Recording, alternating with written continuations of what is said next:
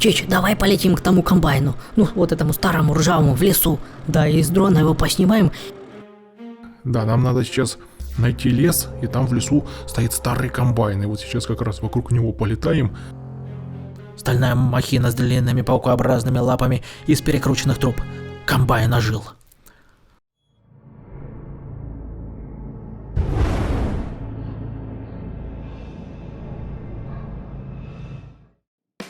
Ну что, друзья, на часах уже почти 10 часов вечера, и можно начинать наш вечер страшилок. А нет, стоп, подождите, а где Чич? Опять опаздывать, что ли? Ну, Гош, на часах пока что еще 59 минут, так что у Чича еще остается шанс успеть. Но это вряд ли, конечно. А нет, стоп, подождите, вот там кто-то едет. В сторонку, поберегись, аккуратно. О, тихо. Так, успеваю, последний рывочек и... Успел. Все, друзья, я на месте. 59 минут, 58 секунд. Фух, ровно в 10 часов, все, я на месте. Так что, Гош, не говори мне, что в этот раз я опять опоздал. Чич, ну, конечно, ты эффектно появился. Ну, как обычно, в общем. Ну, ладно, в этот раз ты не опоздал. Но мчался, наверное, на всех парах. Фу, да, друзья, просто... дел в последнее время очень много. То в гараже что-то собираю, то в лаборатории. Время летит незаметно. Я и совсем забыл, что у нас сегодня вечер страшилок. Так, Чич, а ты страшилку подготовил или опять забыл? Что, страшилку еще надо было готовить? Нет, стоп, подождите. У нас был другой уговор. Надо было просто приехать. Да, мы сегодня обычные страшилки будем смотреть. Ну, то есть, не мы их придумывали, правильно? Да, Чич, я тебя решил немножко разыграть. Ладно, друзья, все, включаю первую страшилку. Кстати, они у нас сегодня будут, по-моему, про комбайны, да? Да, точно, у нас сегодня вечер, посвященный страшилками про комбайны. Так что, друзья, сегодня, думаю, будет интересно. Так, включаем первую страшилку, давайте сразу с места в карьер, как говорится. Огромное пшеничное поле золотилось под жарким полуденным солнцем. Комбайн гудел, как огромный голодный зверь, заглатывая спелые колосья. Александр, механизатор со стажем, сидел в кабине и лениво покачивал ногой.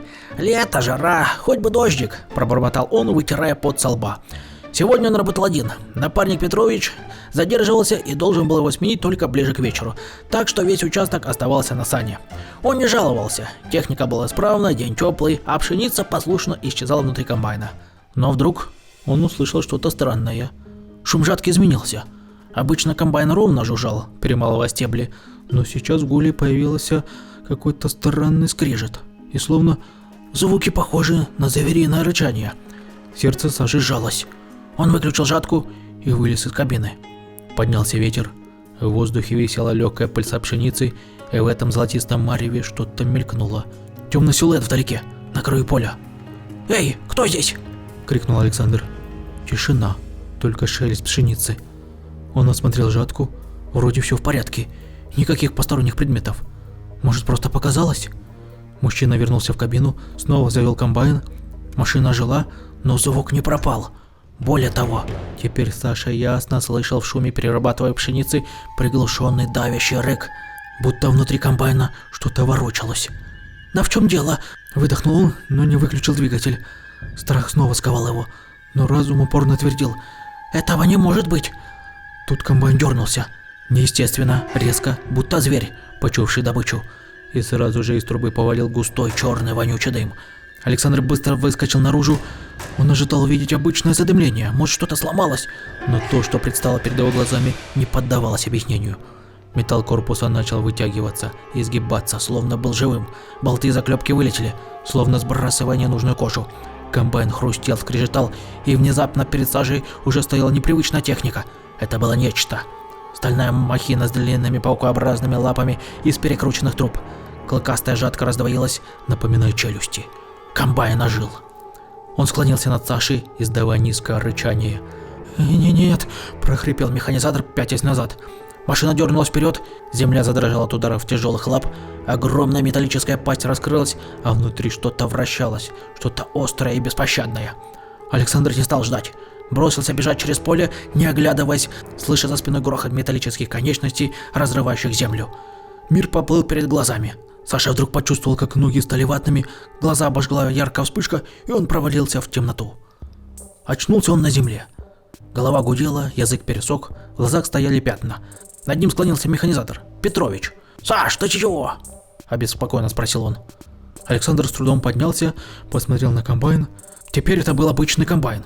Он стоял неподвижно, жатко на месте, ничего странного, только двигатель заглох. «Солнечный удар у тебя», — продолжал Петрович. «Я как глянул издалека, что ты бредешь как-то странно, так сразу сюда. Держи воду, пей». «Видел что-то, а?» — ухмыльнулся Петрович. «Говорят, в такую жару всякое может причудиться».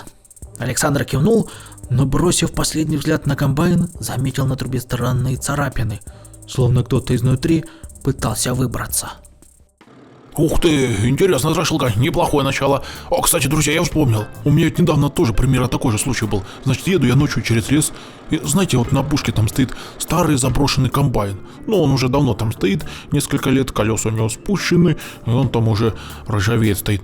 И, значит, проезжаю я мимо, и вдруг такое ощущение, что он как будто, пошевелился, как будто бы повернулся так резко. Я подумал, показалось, наверное. Проезжаю чуть дальше, смотрю, а он уже в другом месте стоит. Как будто телепортировался. Я подумал, что за аномальщина такая. Может, показалось просто. Но еду дальше, потом поворачиваюсь, а там стоит монстр. Представляете, огромный такой, вот примерно как в этой страшилке, даже еще больше, еще страшнее. Тоже там лапы, в общем, еще там было... Так, Чеч, я понял, ты опять начинаешь на ходу придумывать страшилку. Да нет, друзья, серьезно, может, не прям такого серьезного монстра он превратился, может, мне там немного показалось, но то, что он передвинулся, это точно, вот это точно, а про монстра, там непонятно, конечно, было, может, и превратился, я, в общем, нажал на газ, некогда мне было и поехал.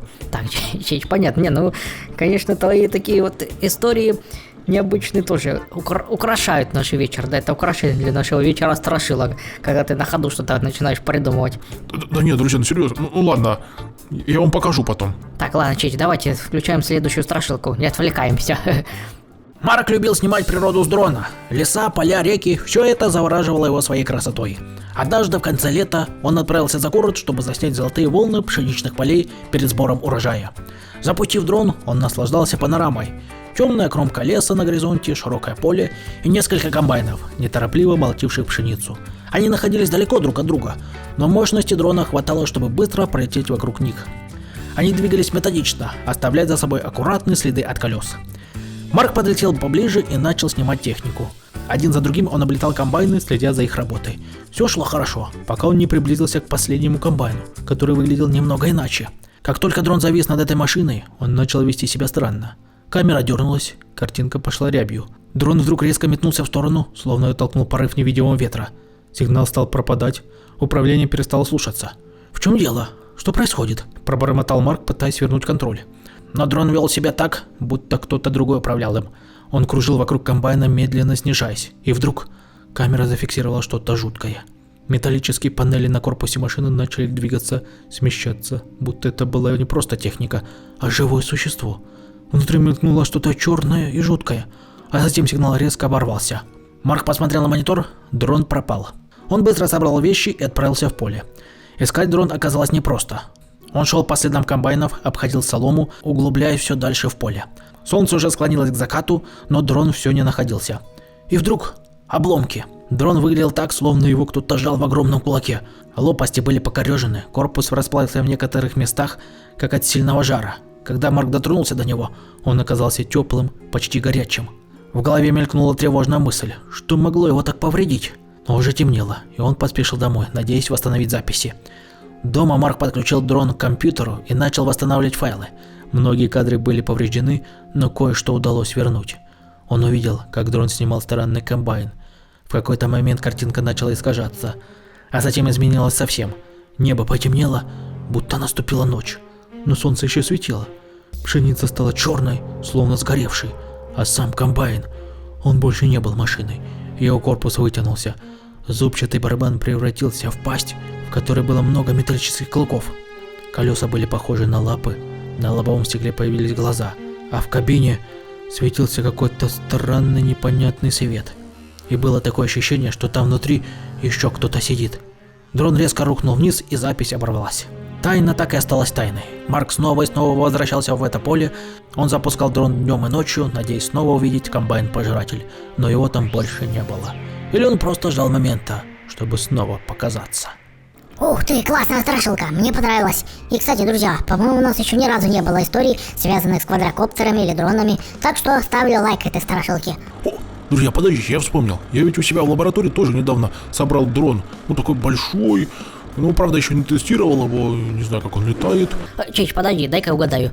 Наверное, с этим дроном связана какая-то жуткая история, какой-то необычный случай, да? Какая-то аномальщина.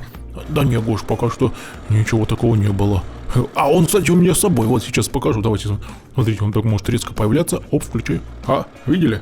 Сейчас у него автоматическое управление, он сам вот в воздухе висит. Но можно переключиться на ручное и вот управлять прям из машины. И да, и трансляция у него вот видео можно на дисплее транслировать. О, кстати, можно на телевизор. В общем, пока что работает как надо. О, друзья, я придумал. А давайте-ка на этом дроне тоже полетаем. Ну и посмотрим окрестности. Вдруг что-то интересное увидим. Может, какого-то монстра заснимем. Ха-ха. А я еще лучше придумал. Чич, давай полетим к тому комбайну. Ну, вот этому старому ржавому в лесу. Да, и с дрона его поснимаем и посмотрим. Ты же говорил, он в монстра превращался. Ну или передвигался там. О, да, точно. Классная идея, Гуталин. Так, подожди. Ну давай тогда попробуем. Так, друзья, подождите, у нас уже сегодня вечер страшилок, а вы тут на дроне собрались летать. Да, Кош, ну страшилки мы вот посмотрели. Ну, кстати, ну и про дрон была страшилка. Вот давайте теперь сами полетаем. И может действительно тот комбайн, он какой-то необычный. Так, все, друзья, переключаюсь на ручное управление и запускаю дрон. Чич, ну что там? Где ты там летишь? Ничего не видно пока что. Так, друзья, подождите, сигнал нормальный. Сейчас включаю трансляцию на телевизор. Вот, видно, да? Да, нормально. Так, вот, смотрите, я полетел. Так, ну подождите, пока что в управлении не совсем разобрался. Не так уж и просто им управлять. Так, оп, тихо. Чуть-чуть снижаемся. Так, Чич, подожди, впереди, по-моему, мост. Ты, воу, ничего себе, Чич, ты прям под мостом пролетел. Так, ну аккуратнее, ты можешь куда-то врезаться, в дерево, например, или вон какая-то башня водонапорная, так что сильно не разгоняйся. Так, друзья, да, потихоньку сейчас подлетим к лесу. Так, подождите, надо понять, где он находится. Так, ориентируемся на местности. Значит, справа была водонапорная башня, получается, а вон прямо мост. Да, точно вижу, вот здесь.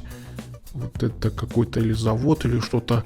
А лес, по-моему, слева. Так, тихо, снижаемся. Так, аккуратненько. Опа, пролетели. Так, да, нам надо сейчас найти лес, и там в лесу стоит старый комбайн. И вот сейчас как раз вокруг него полетаем. Ну, он, может, дрон этот не заметит. Ну и, может, заснимем все-таки, ну, как его превращение в монстра. Да, кстати, он, по-моему, в полночь превращается. Вот как раз уже почти скоро полночь, и, возможно, мы узнаем какую-нибудь тайну про этот старый заброшенный комбайн. Так, аккуратненько здесь летим. Так, по дороге. Вот, по-моему, это тот самый лес. Да, друзья, или нет? Так, Чич, подожди, разверни чуть-чуть. Да, это тот самый лес, вон там мост уже, там уже море начинается. И да, вот здесь, там где-то должен быть комбайн. Я тоже часто мимо него проезжал, но ничего такого странного не замечал. Ну, обычный старый комбайн заброшенный, не знаю. По-моему, даже про него никаких историй еще не придумали, никаких легенд. Обычно сразу придумывается там, что он какой-то там древний, заброшенный, а пока что я ничего не слышал про него. Не, ну, Гош, ну, не знаю, ну, я проезжал, ну, как будто бы действительно... Ух, тихо, чуть в дерево не врезалось. Так, вот, Гош, тихо. Вот, смотрите, друзья. Вот он стоит. Так, Чич, поаккуратнее, слишком близко не подлетай. Не подлетай близко к нему. Подождите, друзья. Вот здесь за деревом спрячусь. Вот так. Зависну. Облечу с этой стороны. Так, покружим сверху. Ну, как будто бы это птица. Да, кстати, надо, наверное, точно переделать свой дрон, как будто бы это какая-то птица. Орел сверху парит. Да, точно, друзья, вот это классная идея, я придумал. Переделаю дрон как будто под птицу, и будет он замаскированный. Ну или вот под коршуна, под какого-нибудь. Или сокола. Ну, неважно. Чич, лучше под голубя, под какой-нибудь, или под что-нибудь. Под попугая тоже неплохо будет. Да нет, Гуталин, какие еще попугаи? У нас в попугаи особо не водятся. Это будет подозрительно. Лучше под орла. Ух, тихо, чуть не врезался. Вот это я резко как-то пролетел. Так, Чич, зачем ты так близко к нему подлетаешь? Подальше отлети и вот так сверху снимай. Да, он же заподозрит что-то неладное и не будет превращаться в монстра. Так, ну да, может, ты прав. Да подожди, еще не разобрался в управлении тут. О, не врезаться в дерево. О, тихо, тихо, падаю. Оп, все, уравнемся. Оп, о, пролетел. Не, ну я же хочу заснять прям поближе подлететь. Заснять там покрупнее его, а то плохо видно. Вот. Не, Чич, мне кажется, этот трактор, точнее комбайн, уже не превратится в монстра, потому что он либо дрон заметил, либо, может, он просто обычный старый заброшенный комбайн. Да нет, друзья, мне кажется, здесь все равно что-то не так. Какой-то он подозрительный. Хотя, стоп, подождите, еще 12 часов нет. Давайте, наверное, тогда улетим пока что. Просто полетаем сейчас где-нибудь здесь по полям, по лесам, ну, вокруг города. Ровно в 12 часов ночи вернемся сюда и посмотрим на него еще раз. Так, ладно, все, я улетаю. Да, а то уже слишком много здесь вокруг не улетаем. Так, друзья, подождите, давайте подумаем, какие у нас еще есть такие места. Ну, странные, заброшенные, может, какой-то старый заброшенный дом. Ну, в те места, в которые сами мы ехать не хотим, но вот зато с помощью дрона можно подлететь и посмотреть на эти места. Да, может, там действительно какие-то монстры прячутся. Так, да, друзья, действительно, какие у нас есть такие странные загадочные места? Ну, заброшенных домов полно, но мы там уже почти везде были, все исследовали. Но можем еще раз туда слетать, посмотреть. Вдруг там что-то поменялось, может, какие-то новые монстры заселились. Чуть, где ты там летаешь? Все нормально? Так, друзья, подождите, тихо. О, чуть в дерево не врезался. Так, сейчас, вот, смотрите, нашел какой-то старый завод, по-моему, какой-то заброшенный, какие-то цистерны. Ну-ка, залетим, посмотрим, что здесь. Тихо, не врезаться. Оп, ай, упал, нет. Оп, все, летим дальше. Спокойно. Так, ну у меня дрон, если что, прочный, да. О, тихо, чуть опять не врезался. Я его специально делал неразбиваемым, но все равно, если куда-то врезаться на скорости, то все. Можно сказать, что прилетели, долетаемся. Так что надо поаккуратнее. Но управлять им не так уж и просто. Так, тихо. О, вот здесь какое-то интересное место. Вот еще какой-то заброшенный, по-моему, сарай. Так, что у нас здесь? Так, Чич, аккуратно. Ты хочешь опять через него пролететь? Не, Чич, не надо. Не резко, Чич, подожди. Уф, опасно было. Чич. О, да нет, друзья, все, я уже пилот высшего класса. Ас. Хотя нет, тут деревья. Конечно, не высшего. О, опять деревья занесло. Тихо. Где? Падаю. О, все, выровнялись. Все, летим дальше, все под контролем. О, друзья, я вспомнил. У нас же есть старый маяк. Вы помните, вот где он? По-моему, возле моря где-то стоит. С какой стороны, я не пойму, слева, справа. Давайте сейчас поднимусь повыше, посмотрю. Так, и, кстати, про тот маяк уже много легенд ходит. О том, что он иногда по ночам, ну, примерно раз в год, ну, вот, может, какое у нас число? Ну, вот на днях, да, вот на этой неделе он должен включиться, загореться.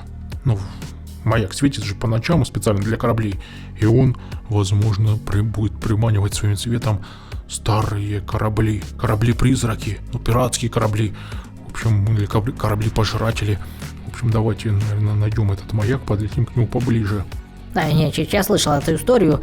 Да, он там раз в год включает. Ну, он как бы должен включаться, но на самом деле он ни разу так и не включался. Кто-то там какую-то лампочку маленькую включал специально, как будто бы делая вид, что он там загорелся или включился. Но мне кажется, это просто выдуманная история. Ну, давай подлетим к нему, посмотрим. Все-таки интересно, да, посмотреть на ту местность с высоты птичьего полета. Тем более тут пейзажи классные открываются. Так, ну ладно, друзья, сейчас попробую аккуратно, чуть в пальму не врезался. Так, где он, с какой стороны, надо теперь понять, куда лететь. Вот, по-моему, вот здесь дома, здесь под вот этим мостом надо пролететь. Аккуратненько. Опа, оп, все, проскочили и летим дальше. Так, вот здесь. О, тихо. Так. Чич, ну подожди, можно мне поуправлять этим дроном? Классно летаешь, да, я попробую. Нет, Гуталин, подожди, потом потренируешься. Ну да, потому что это не так уж просто. Тихо.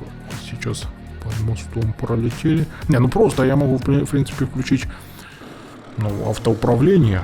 Да, он сам может летать. Но я пока что такую функцию еще не установил. Да, надо специально вот такую робота туда поставить, специальную программу, чтобы этот дрон мог сам летать.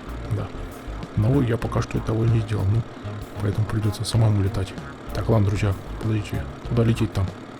Так, подождите, что-то я куда-то улетел не туда. Где море? Надо подняться, увидеть, с какой стороны море, и лететь к морю, потому что где-то там на берегу должен стоять этот маяк. А ну-ка вот сейчас. Да, а вот как раз прямо море. Так, тихо. А вот рельсы. Да, точно, значит, маяк где-то здесь. Ну, вот, не рядом, конечно, пока что, но вот с этой стороны. Так, аккуратненько пролетаем над деревьями. Так, рельсы. Вот классно было бы, если сейчас поезд бы проезжал. Поезд-пожиратель. Классно было бы, если заснять. Или и обычный поезд бы проезжал. И он там, хоп, резко превратился в поезд-пожиратель. О, друзья, стоп, смотрите, это что? Комбайн, что ли? Комбайн едет в поле. О, отлично. Ну-ка, давайте-ка его поснимаем тогда тоже. Полетаем вокруг него. Наверное, возвращается с полей. Всю ночь собирал пшеницу. Не понял. Друзья, в чем дело? Вы видели? Так, что там случилось? Да, посмотрите, это же комбайн-пожиратель, что ли? Ну да. Ну да, а был обычный комбайн, вы видели? Воу, чего? Я пролетел. Чуть в молотилку не врезался. Как он так превратился резко? Или стоп, или это другой комбайн, что-то не пойму. Тот был рядом. Что происходит? Так, я ничего не понимаю. Это, мне кажется, это какие-то сбои, помехи. Чеч, какой комбайн-пожиратель? А ну, где? Ну, обычный комбайн, по-моему, да, и... Ну вот, да, я смотрю, обычный комбайн. А где ты видел комбайн пожирать? Да, нет, друзья, он только что... Он опять превратился. Вы что, не видели? Он как будто бы телепортировался, что ли. Это был... Ну, сначала был обычный комбайн, вот такой, да, нормальный. А потом я разворачиваюсь, и там комбайн-пожиратель уже. Теперь опять обычный. Что происходит? Это что, у меня помехи? Помехи какие-то... Сбой в дроне или что? Нет, ну как он так не мог заснять просто так комбайн-пожиратель? Так, нет, это точно какой-то необычный комбайн. Что он вообще делает здесь ночью? Ну тут поле рядом как бы особо-то и не видно, поле с пшеницей. Куда он едет вообще? Непонятно. Так, ладно, сейчас развернусь, посмотрю. У него еще... О, вот, друзья, смотрите, Гоша, Бобби, Кутурин, смотрите, видите? Ну да, Чеч, это теперь какой-то черный комбайн. Ну, черные окна. Да, точно, это комбайн-пожиратель, это он. Мы его засняли. Так, стоп, это ж не тот, не заброшенный комбайн из леса едет. Нет, это какой-то другой получается. Так, Чеч, аккуратно не подлетать к нему так близко. Так, друзья, подождите, теряю управление, так, да и дрон как-то стал не то чтобы неуправляемым, но сложнее летать, какие-то помехи, сбой. Так, чего? А ну-ка, куда он едет? На горку заезжает. Ну вот, я же вам говорил, а вы мне не верили, что это комбайн-пожиратель. Сейчас надо подлететь поближе, его снять. Да, точно, все, и мы его застали. Располох, он, наверное, ехал, хоп, и превратился. Хотя... О, а это что такое? Там какая-то яма огромная. Так, Чеч, подожди, не подлетай к нему слишком близко. Что-то это как-то... Да, действительно, все очень странно. О, он опять стал обычным комбайном. А как он так? Зачем он там превращается? О, друзья, вы видели? Я как будто бы сквозь него, что ли, пролетел. Я думал, я врежусь сейчас. Я сквозь него пролетел. Это что, комбайн-призрак, что ли? Он не настоящий? Или это у нас помехи в дроне? Я что-то не пойму. Так, Чеч, ну ты записываешь это видео? Ну, подожди, может быть мы сейчас выключим дрон, и там этого комбайна не будет? Да не, Гош, ну это реально съемка, я вот летаю. Где? Подождите, стоп, теряю управление. А, падаю в яму. О, тут какая-то... Нет, выровнялся. Фух, чуть не упал в яму. Да, над этой ямой, там что, внутри вода? Какое-то магнитное поле, что ли. О, комбайн опять стал пожирателем. Так, ну что-то с молотилкой отвалилось. Так, а ну-ка, облечу с другой стороны. Хоп. Так, посмотрим. И что он будет делать? Что-то очень странно. Куда он поехал? Зачем эта яма? Ее здесь раньше, по-моему, не было. Что это за место вообще? Надо отметить координаты, потом сюда приехать, посмотреть, что вообще яма, откуда она взялась, какая-то огромная черная, что там вода внутри. Непонятно. Так, Чеча, ну подожди, не подлетай близко к нему, то он съест твой дрон. О, друзья, он что, падает в яму? То он случайно или специально? Так, Чеча, ну подлети, посмотри, аккуратнее только. Да, друзья, сейчас попробую. Оп, нет, назад, да, тут сильное магнитное поле, не так уж просто с ним справиться. Так, все, ну-ка еще раз попробую. Ладно, посмотрю. Так, может ему помощь нужна или зачем он случайно упал или нет? Так, тихо. Он исчез, что ли? О, тихо! Чуть не упал в эту воду. Так, нет, все, он исчез. Слышите, и звуков никаких нет. Все, пропал. Вот это да. Ну вот, друзья, а вы не хотели летать на дроне, вы засняли комбайн пожрать. Ну, точнее, сначала хотели один в лесу заснять, а теперь засняли другой. Хотя, стоп, а уже 12 часов прошло. Да, может, я подумал полететь теперь в лес, посмотреть на тот комбайн. Может, он превратился сначала в обычного, а потом в комбайн-пожирателя. Да не, Чич, мне кажется, это совсем другой трактор, совсем другой комбайн. Ну, тот обычный заброшенный в лесу, он там, мне кажется, так и стоит на месте. Ну, может летать посмотреть, но мне кажется, вот это был другой. Ну да, какой-то он странный и загадочный, просто так ехал по полю, потом превратился в монстра, потом упал в огромную яму. Ну ладно, да, отметь это место, надо запомнить. Давай, ориентиры какие-то. Поле, возле железной дороги, огромная черная яма. И надо будет туда съездить, посмотреть, что там вообще, разведать. Можем прямо сейчас, но, если честно, не особо хочется. Да, друзья, давайте лучше днем туда съездим. Да, все, теперь мы знаем, что там огромная яма, и проверим, останется ли она к утру там или нет. Фух, вот это да. Классно на сегодня вечер страшилок получился. Да, и истории посмотрели вот как раз про дрон и про комбайн-пожирателя, а потом сами засняли на дрон. Увидели с дрона комбайн-пожиратель. Фух, так, ладно, друзья, все, я возвращаюсь обратно. А то сейчас еще батарея разрядится, не успею долететь. Все, помчали. Фух.